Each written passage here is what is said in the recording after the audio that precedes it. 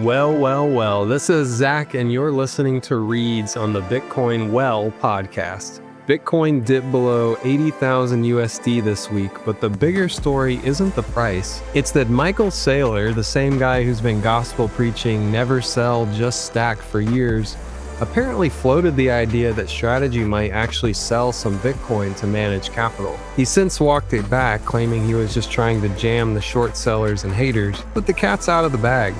The biggest corporate Bitcoin holder on the planet is at least thinking about selling.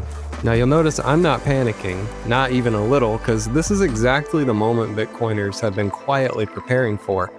When a corporation holds your Bitcoin, that corporation can sell your Bitcoin. When a CEO speaks, the keys move.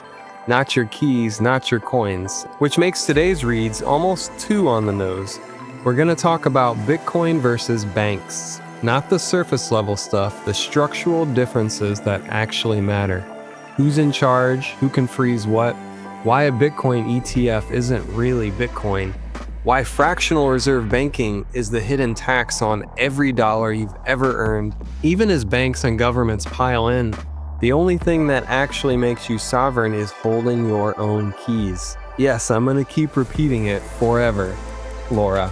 So let's step out of the noise of the daily news cycle and relax into some knowledge and understanding. As always, please email me any questions, concerns, or thoughts to z.adair@bitcoinwell.com. That's z.addair@bitcoinwell.com, and I promise to respond to every email. So without further ado, let's jump in.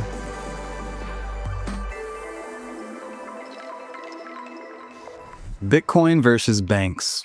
Why the alternative is becoming the obvious choice. The legacy financial system is undergoing a massive shift. Central banks are moving closer to implementing digital currencies, CBDCs. Traditional banks are buckling under the weight of global debt. And more people than ever are asking a question that would have seemed fringe just a few years ago. What if there's a better way? Today, I want to walk through the real contrast between Bitcoin and the banking system. Not the surface level stuff, but the structural differences that actually matter for your financial future. Let's start with the most fundamental one: who's in charge? Banks are centralized institutions. They have a CEO, a board of directors, government regulators, and a head office. That structure means someone somewhere always has the ability to freeze your account, block a transaction, or simply go out of business. We've seen all three happen multiple times. Bitcoin has none of that. It runs on a global network with no central authority, no single point of failure, and no one with the power to unilaterally decide what you can or can't do with your money. The rules exist, but there are no rulers. That distinction sounds simple, but the implications are enormous. The second contrast is transparency, and this one is underappreciated. When you deposit money in a bank, you're trusting that they're handling it properly. The inner workings of a bank's balance sheet are largely a black box. You find out what's really in it when something goes wrong. We found that out with SVB. We found it out with FTX. We find it out every crisis cycle. Bitcoin's blockchain is public. Every transaction that has ever occurred is visible and verifiable by anyone in the world. You don't have to trust the balance sheet. You can check the math yourself. That's a fundamentally different relationship with your money.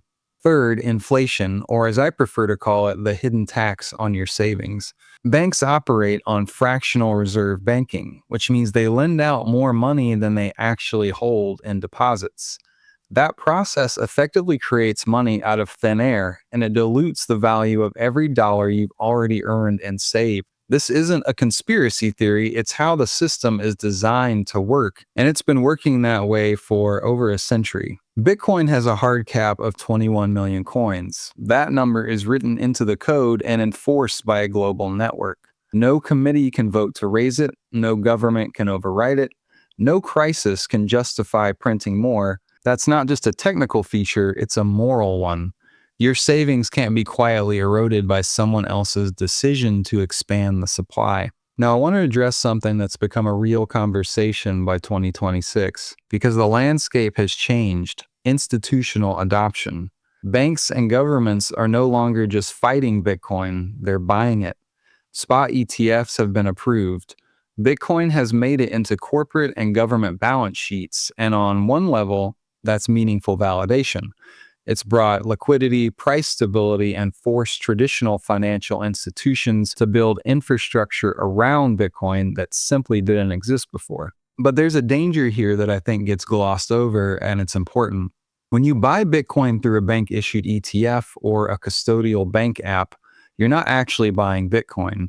You're buying a claim on Bitcoin. The bank holds the keys, which means if the bank freezes your account, your Bitcoin are frozen as well. You've re-entered the old system wearing new clothes. The blockchain says one thing, the bank's internal ledger decides what you can actually do. The true sovereignty disappears the moment you let someone else hold your keys. This is why the phrase, not your keys, not your coins, isn't just a slogan, it's the whole point. Moving on, let's talk about accessibility.